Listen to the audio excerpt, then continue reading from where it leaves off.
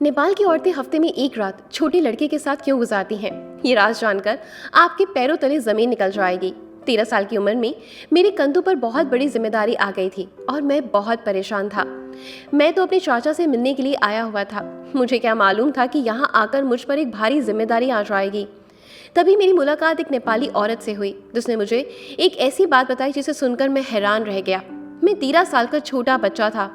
उसे भला मुझसे ऐसा क्या काम हो सकता था जिसके बदले वो मुझे बहुत कुछ दे रही थी। मुझे उसकी बात समझ तो आई नहीं, लेकिन हालात ने मुझे उसकी बात मानने पर मजबूर कर दिया। और फिर जो कुछ उस औरत ने मेरे साथ जो किया वो जानकर आपके पैरों तले जमीन निकल जाएगी। मेरा नाम अमित है। मैं सिर्फ 13 साल का था और चाचा से मिलने के लिए नेपाल आया था। और मेरे चाचा मुझे लेने के लिए एयरपोर्ट आ रहे थे कि रास्ते में उनका बहुत बुरा एक्सीडेंट हो गया। वो बुरी तरीके से घायल होकर अस्पताल पहुंच गए थे।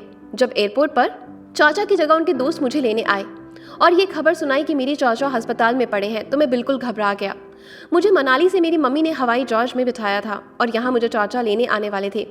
लेकिन चाचा के दोस्त को देखकर सारी बात सुनकर मेरी जान निकल गई थी। मैं बहुत जिद करके नेपाल आया था क्योंकि मेरी स्कूल की छुट्टी हुई थी और मैं कुछ वक्त अपने चाचा के साथ बिताना चाहता था और नेपाल घूमना चाहता था। मैं मम्मी पापा का इकलौता बेटा था, इसलिए मेरी मम्मी जिद पर पापा मान गए और मुझे चाचा के पास भेज दिया। लेकिन मुझे क्या मालूम था कि मुझे यहाँ आने पर ऐसी मुसीबत टूट पड़ेगी। जब मैं अस्पताल पहुंचा तो ये देखकर मेरे आंसू बहने लगे कि मेरे चाचा बहुत ही बुरी हालत में अस्पताल में एडमिट थे। उनके पूरे शरीर पर पट्टी बंधी हुई थी। डॉक्टर ने बताया था कि उनके काफ़ी सारी हड्डियों में फ्रैक्चर हुआ है। अभी ये परेशानी चल ही रही थी, तभी पता चला कि कंपनी ने चाचा की एक्सीडेंट का सुनकर उन्हें छुट्टियां दे दी हैं और चाचा के पास अगले 6 महीने तक कोई काम नहीं। कंपनी चाचा का बोझ नहीं उठाना चाहती थी, इसलिए उन्होंने 6 महीने के लिए छुट्टी दे दी और चाचा की जगह किसी दूसरे आदमी को रख लिया। जब चाचा होश में आए, जब उन्हें ये बात पता चली तो वो बहुत ज्यादा रोने लगे क्योंकि चाचा के पास सिर्फ घर की जिम्मेदारी नहीं बल्कि 2 कुंवारी बहनें भी घर में थी। उन्हीं की वजह से चाचा नेपाल कमाने आए थे और मुझे और मम्मी पापा और चाची को उस वक्त छोड़ के यहाँ से चले आए थे जब मैं सिर्फ 6 महीने का था। यहाँ आने के बाद से चाचा 2 बहनों की शादी कर चुके थे, लेकिन 2 बहनें अभी भी बाकी थी और यही सोचकर चाचा की तबीयत और खराब होने लगी कि अब आगे क्या होगा। चाचा को इतना परेशान और तकलीफ में देखकर मुझे अपने आप पर गुस्सा आ रहा था। ना मैं यहाँ आने की जिद करता और ना ही चाचा का एक्सीडेंट होता। मेरी नज़र में तो चाचा की उस हालत का जिम्मेदार सिर्फ मैं ही था। अस्पताल वालों ने 1 हफ्ते में ही चाचा को छुट्टी दे दी। फिर मैं और चाचा एक छोटे से अपार्टमेंट में वापस आ गए।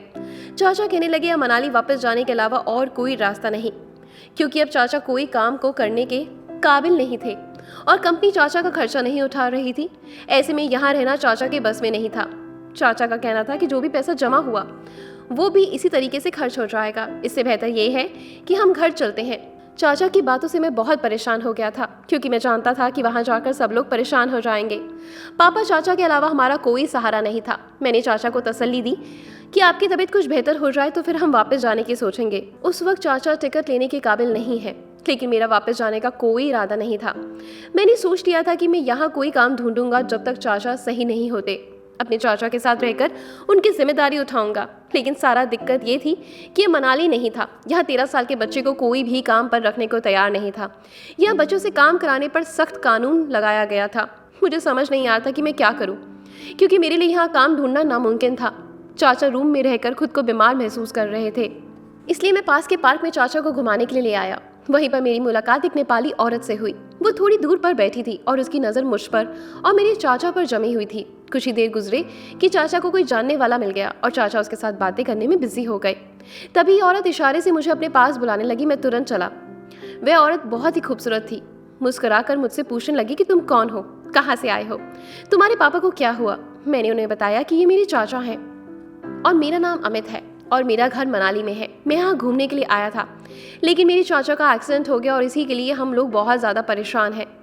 मेरी बात सुन के वो धीरे से मुस्कुराए, कहने लगी फिर तुम लोगों का गुजारा कैसे चल रहा है। इसकी बात पर मेरी आंखों से आंसू आ गए और मैंने उसे बता दिया कि हम बहुत ज़्यादा परेशान हैं। चाचा की नौकरी ख़त्म हो गई है और हम वापस नहीं जाना चाहते। मुझे यहाँ कोई काम नहीं मिल रहा। कहने लगी कि अगर तुम्हें यहाँ कोई काम मिल जाए तो फिर तुम वो काम कर लोगी। उसकी बात सुनकर मैं मुस्कुराया और कहा हाँ हाँ क्यों नहीं, अगर कोई काम होगा तो मैं ज़रूर करूँगा। घर जाकर हमारा गुजारा होना बहुत मुश्किल हो जाएगा, इसलिए मैं खुद ही यही चाहता हूँ कि 6 महीने तक मैं चाचा की जगह उनकी सारी जिम्मेदारी उठा लूँ। मेरी बात सुनकर वो खुशी से कहने लगी कि तुम मुझे बहुत पसंद आए हो। मुझे तुम्हारे जैसे ही लड़के की जरूरत थी, जो मेहनत से जीना चाहता हो और अपने घर वालों की खातिर जान तक देने को राजी हो। मैंने हैरानी से पूछा कि क्या आपके पास मेरे लिए कोई नौकरी है? हाँ, मेरे पास तुम्हारे लिए बहुत अच्छा काम है, जिसे करके तुम्हें खुशी भी होगी और पैसे भी बहुत अच्छे मिलेंगे। उसकी बात सुनकर मैं खुश हो गया। अगर मुझे कोई काम मिल जाता तो उससे अच्छी बात क्या हो सकती थी। इसलिए मैंने उसे कहा, ठीक है, आप मुझे बस काम बता दीजिए, मैं अपने चाचा से बात कर लूंगा। कहने लगी, तुम्हें रोज सुबह से शाम तक मेरे बंगले पर आना है और हफ्ते के आखिरी दिन मैं तुम्हें काम भी बता दूंगी और पैसे भी दे दूंगी। उसने मुझे अपने बंगले का एड्रेस भी समझा दिया और कहने लगी कि मैं तुम्हारा इंतजार करूंगी, अगर तुम आओगे तो मुझे खुशी होगी। वह बहुत अच्छे से बात कर रही थी। मैंने उससे कहा कि आप मुझे काम तो बता दीजिए। तो मुस्कुराकर कहने लगी, अमित, इतनी भी क्या जल्दी है, पहले तुम आ तो जाओ। मैं उससे और कोई सवाल पूछता कि उससे पहले ही चाचा ने मुझे आवाज दी। उनके दोस्त जा चुके थे और चाचा के चेहरे पर तकलीफ दिख रही थी, शायद उन्हें बैठने में तकलीफ हो रही थी। मैं फौरन चाचा की तरफ पलटा और वह हैरत से पूछने लगे कि तुम नेपाली औरत से क्या बात कर रहे थे। मैंने चाचा को बता दिया कि वो औरत मुझसे अपने बंगले का काम करवाना चाहती है और इसलिए उसने मुझे बुलाया है। मुझे भी यही लगता था कि उस औरत को मुझसे अपने बंगले का काम करवाना होगा, वरना मुझ जैसे छोटे बच्चे से और क्या काम करवा सकती है। इसलिए मैंने चाचा को ये बात बता दी। मेरी बात सुनते ही चाचा साफ साफ मना करने लग गए और कहा कि मेरे बच्चे, अभी तुम सिर्फ 13 साल के हो, तुम यहाँ मेरे पास घूमने के लिए आए हो, मैं तुम्हें किसी काम पर नहीं लगा सकता। पता नहीं वह नेपाली औरत कौन है और तुमसे कितना काम करवाएगी। चाचा की बातें सुनकर मैंने उन्हें दिलासा दिया कि चाचा, सिर्फ 6 महीने की ही तो बात है, एक बार आप ठीक हो जाइए तो फिर दोबारा से अपनी कंपनी में नौकरी कर लीजिएगा और मैं वापस चला जाऊंगा। तब तक घर का खर्चा चलाने के लिए कुछ ना कुछ तो करना ही है। अगर वो औरत मुझे अच्छे पैसे देने को तैयार है तो फिर मुझे काम करने में कोई एतराज नहीं। चाचा ने नम आंखों से मुझे देखा, कहने लगे कि मेरा 13 साल का बच्चा इतना बड़ा हो गया है कि अब मुझे समझाने लगा है। मैंने चाचा से कहा कि एक बार उस औरत पर भरोसा करके देख लेते हैं। मैं काम पर एक दिन जाऊंगा, अगर मुझे काम समझ आ जाएगा तो करूंगा, वरना नहीं। मेरी बात सुनकर और घर की परेशानी देखकर चाचा मान गए और कहने लगे कि अगर तुम्हें कोई भी परेशानी हो तो फौरन वापस आ जाना। मैंने पलटकर उस औरत की तरफ देखा। वो औरत वहां से जा चुकी थी। मैंने सोच लिया था कि मैं अगली सुबह उसके पास जाऊंगा और काम देखूंगा। ये काम मुझे किस्मत से मिल रहा था, वरना मैं तो मान चुका था कि मेरे लिए यहाँ कोई काम नहीं। सारी रात मैं यही सोच रहा था कि पता नहीं उस औरत को मुझसे क्या काम करवाना है और उसका बंगला कितना बड़ा होगा, वहाँ कितनी मेहनत करनी पड़ेगी। लेकिन फिर आंखें बंद करता तो अपनी माँ बाप और बुआ का ख्याल आने लगता। मेरी दोनों बुआ की शादी ही उम्र हो चुकी थी और गरीबी की वजह से उनकी शादी नहीं हुई थी। इसी वजह से तो मेरा पापा मजदूरी करते थे और चाचा परदेश रह रहे थे। अगली सुबह में चाचा के सारे काम करके उन्हें नाश्ता देकर बंगले पर जाने के लिए निकल गया। बंगला हमारे यहाँ से ज्यादा दूर नहीं था, इसलिए चाचा को मुझे अकेले भेजते हुए डर नहीं लगा। मैंने चाचा को यकीन दिलाया कि अगर कोई भी बात होगी तो मैं फौरन वापस आ जाऊंगा। उस औरत के बंगले पर पहुंचते ही मैंने चौकीदार को जैसे ही बताया कि मुझे मालकिन ने बुलाया है, उसने सर से पैर तक मुझे देखा और कहने लगा, तुम मालकिन के पास रहोगे? वह बहुत अजीब सा बोल रहा था और अजीब नजरों से मुझे देख रहा था। चौकीदार ने कैम्प के जरिए एक नौकरानी को बाहर बुलाया। चौकीदार ने मुस्कुराकर उस नौकरानी से कहा कि मालकिन एक से बढ़कर एक खूबसूरत बच्चा ढूंढती है, मालकिन की नजर की दाद देनी पड़ेगी। चौकीदार की बात पर मैं हैरान रह गया। भला काम करवाने के लिए किसी को खूबसूरत होने की क्या जरूरत थी? मालकिन तो मेरे काम से मतलब होना चाहिए था। मुझे तो चौकीदार कुछ पागल महसूस हुआ। वो औरत चौकीदार की बात सुनकर जोर से हंसी और मेरा हाथ पकड़ के मुझे बंगले के अंदर ले गई। बंगला बहुत खूबसूरत था, किसी चीज की कोई कमी नहीं थी। ऐसा लगता था कि सोने का महल हो। मैं एक खूबसूरत सोफे पर बैठा, मेरे सामने शरबत रखा गया, बिल्कुल एक जैसे कि मैं कोई खास मेहमान हूँ। थोड़ी ही देर में मालकिन वहां चली आई। मैं मालकिन को देखकर हैरान रह गया। वह बहुत खूबसूरत थी, लेकिन अब वो एक मॉडर्न किस्म की मैक्सी पहने, बहुत सारा मेकअप किए मेरे सामने बैठी थी। वह बहुत ही खूबसूरत लग रही थी। मैंने अपनी नजरें झुका ली। जो भी था वो मेरी मालकिन थी और मैं यहाँ काम के लिए आया था। मैंने शरबत पी लिया और मालकिन ने कहा, तुम थोड़ी देर मेरे कमरे में जाकर आराम कर लो। मालकिन की बातों ने मुझे हैरान कर दिया। मैं यहाँ आराम करने के लिए नहीं आया था और ना ही इतनी दूर से आया था कि मुझे आराम की जरूरत थी। मैंने फौरन कहा कि आप मुझे काम बता दीजिए, मैं बिल्कुल ठीक हूँ और हर काम बहुत ही ईमानदारी और तेजी से करूंगा। मेरी बात सुनकर वह मुस्कुराई और बोली, काम तो तुम्हें ईमानदारी से ही करना होगा, इसी बात के तो तुम्हें पैसे मिलेंगे। अभी तुम जाकर कमरे में आराम करो, फिर मैं तुम्हारे पास आकर तुम्हें बताती हूँ कि तुम्हें क्या काम करना है। दूसरी नौकरानी ने मुझे कमरे में पहुंचा दिया और साथ ही मेरे पास बहुत सारे फ्रूट्स भी रख दिए। मैं जब से आया था चाचा की तबीयत को लेकर काफ़ी परेशान था। ना ही ठीक से आईना देखा था और ना ही अपने खाने पीने पर ध्यान दिया था। और अब उसके कमरे में आकर जब मैं सुकून से बिस्तर पर बैठा तो छत पर लगे आईने में मेरा चेहरा दिखाई दे रहा था। अचानक ही मुझे चौकीदार की बात याद आ गई कि मालकिन ने फिर एक खूबसूरत बच्चा ढूंढ लिया। मैं खूबसूरत तो हूँ, अपनी माँ की तरह चमकती हुई रंग और नीली आंखें। मैं दूसरों से बहुत अलग था, हर जगह अपनी आंखों से पहचाना जाता था। कुछ ही देर गुजरी थी कि कमरे का दरवाजा खुला और मालकिन के साथ एक औरत अंदर चली आई। मैं तुरंत उठकर बैठ गया। मालकिन ने उस औरत को मुझसे मिलवाया। उस औरत का नाम शीला था। मालकिन कहने लगी, ये तुम्हें आज से उठने बैठने का तौर तरीका सिखाएगी, किस तरह बात की जाती है, इस देश के तौर तरीका क्या है और थोड़ी बहुत यहाँ की भाषा सिखा देगी। मालकिन की बात मुझे बहुत अजीब सी लगी। मुझे नेपाल के तौर तरीके सीखने की क्या जरूरत थी और उठने बैठने के तरीके मुझे तो मालूम थे। फिर मालकिन खासकर एक औरत को मेरे पीछे क्यों लगाई थी? मुझे काम ही तो करना था, फिर नेपाली तरीके सीख कर मैं क्या करता? वो कहने लगी कि 1 हफ्ते तक तुम्हें यहाँ सब कुछ सीखना है और उसके बाद तुम मेरे काम आओगे। 1 हफ्ते तुम्हें शीला के साथ ही गुजारना है और सुबह से लेकर शाम तक शीला तुम्हें हर छोटी से छोटी बात सिखाएगी। मालकिन मुझे शीला के हवाले करके चली गई। शीला एक बहुत ही अच्छी और हंसमुख औरत थी और बहुत अच्छे से हर चीज़ सिखा रही थी, यहाँ तक कि लोगों के सामने कैसे बैठना चाहिए। एक बात मैं समझ नहीं पा रहा था कि एक नौकर को इतना ज़्यादा ट्रेनिंग की क्या ज़रूरत। पहले दिन जब मैं शाम को घर लौटा तो चाचा मेरी फिक्र में बहुत ज़्यादा परेशान थे।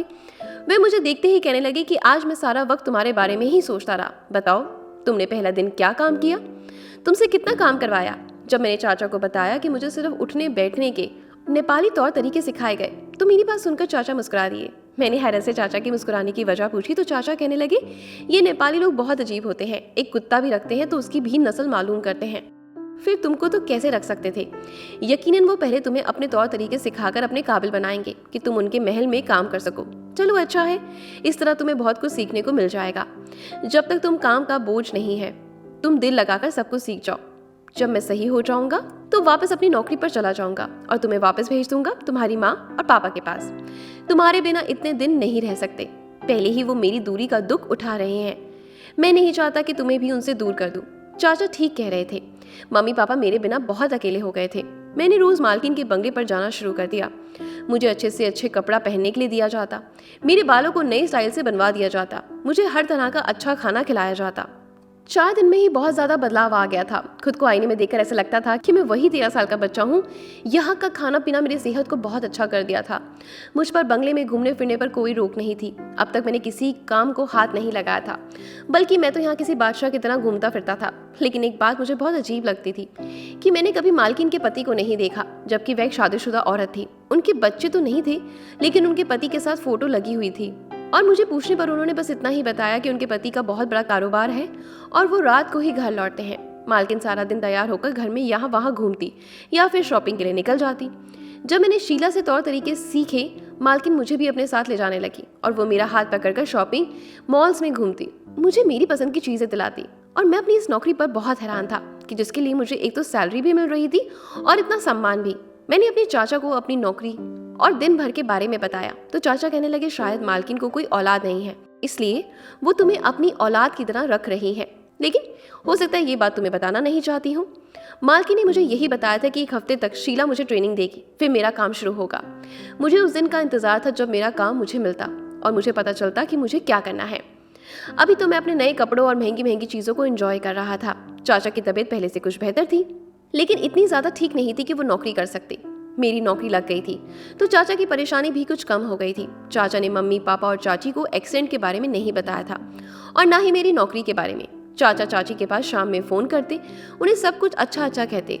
दिन तेज़ी से गुजरते चले गए और 1 हफ्ते में पूरी तरीके से मैं बदल गया था। मैं पहले से भी ज़्यादा खूबसूरत हो गया था। हफ्ते के आखिरी दिन मैं जैसे ही मालकिन के घर पहुंचा तो चौकीदार मुझे देखकर अजीब तरह से मुस्कुराया और कहने लगा, आज से तुम्हारा काम शुरू होने वाला है। मैं भी इस बात पर खुश था कि अब मुझे काम करना होगा। बंगले के अंदर दाखिल हुआ तो शीला मुझे कहीं नजर नहीं आई। दूसरी नौकरानी मुझे कहने लगी, आज आपको सीधे मालकिन के कमरे में जाना है। मैं जब से यहाँ आया था एक बार भी मालकिन के कमरे में नहीं गया था। मालकिन का कमरा हमेशा लॉक रहता था। मैं जैसे ही मालकिन के कमरे में दाखिल हुआ तो ये देखकर हैरान रह गया। मालकिन का कमरा पूरी तरीके से सजा हुआ था, जैसे कि नई नवेली दुल्हन का कमरा हो। मालकिन ने मुझे हाथ पकड़कर अपने बिस्तर पर बिठाया और नोटों की गद्दी मेरे हाथ में पकड़ा दी और कहने लगी, ये तुम्हारी इस हफ्ते की सैलरी। आज का पूरा एक दिन तुम्हें मेरे साथ इस कमरे में ही गुजारना होगा और आने वाले 1 हफ्ते तुम उसी तरह गुजारना जिस तरह तुमने इस हफ्ते में गुजारे हैं। मालकिन की बात मुझे समझ तो नहीं आई थी, पर ये इतने सारे नोट देखकर मैं बहुत खुश हो गया था। मैंने मालकिन से कहा कि आप जो भी कहेंगी मैं पूरी ईमानदारी के साथ करूंगा। फिर जो कुछ मालकिन ने मुझसे कहा वो सुनकर मेरे होश उड़ गए थे। ये कैसे मुमकिन था? मैं मालकिन के साथ इस तरह का कैसे कर सकता था? मैं 13 साल का एक छोटा बच्चा था और मालकिन जिस चीज़ की ख्वाहिश रखती थी वो पूरा करना मेरे लिए पॉसिबल नहीं था। वो कहने लगी, मैंने तुम्हें पूरा एक हफ्ते हर तरह की आज़ादी दी है, तुम्हें तौर तरीके सिखाकर अपने काबिल बनाया है, अब तुम इस काम से मना नहीं कर सकते।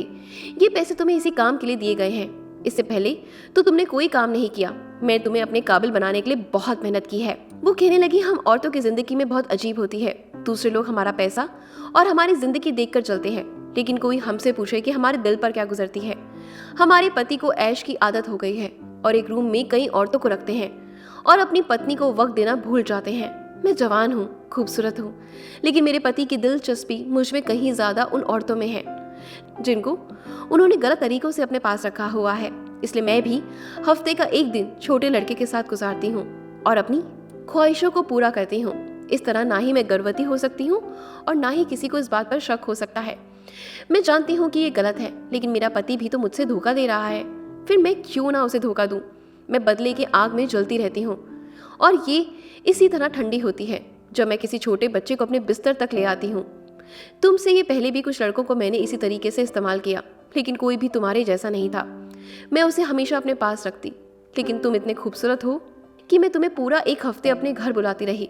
इन पैसों की वजह से तुम मुझे खुश कर दो, मैं तुम्हें जिंदगी भर अपने साथ रख लूंगी। ना ही तुम्हारे पापा को नौकरी की जरूरत होगी और ना ही तुम्हें घर वापस जाना पड़ेगा। तुम अपने चाचा को अपनी चाची के पास वापस भेज देना। मैं छोटा जरूर था, लेकिन बेअकल नहीं था। मालकिन की एक एक बात मुझे समझ आ रही थी। मैंने वो सारे पैसे मालकिन के हाथ में पकड़ाए और साफ शब्दों में कह दिया, मुझे इन पैसों की जरूरत नहीं, मैं पाप के रास्ते पर चलकर पैसे नहीं कमा सकता। मालकिन के लाख रोकने के बावजूद भी मैं वापस चला गया। मालकिन को यकीन था कि पैसे की चमक मुझे रोक लेगी, लेकिन पैसों की चमक से ज्यादा मेरी माँ की परवरिश अहम थी। मेरी माँ ने मुझे हमेशा सीधे रास्ते पर चलना सिखाया था। मैं गिरते पड़ते वापस अपने चाचा के पास चला आया और अपने चाचा से कहा, अब हमारे लिए यहाँ कुछ नहीं रखा, ये लोग बहुत ही जालिम हैं, हम वापस अपने देश चलते हैं। एक रोटी खाएंगे लेकिन इज्जत की खाएंगे। आपकी थोड़ी सी बीमारी पर कंपनी वालों ने आपको बाहर निकाल दिया, जबकि आप सालों से उनके पास नौकरी कर रहे थे और मेरी मालकिन की नीयत ही कुछ और थी जिसे मैं समझ ही नहीं पाया। चौकीदार का मुस्कुराता चेहरा मुझे आज समझ आया था।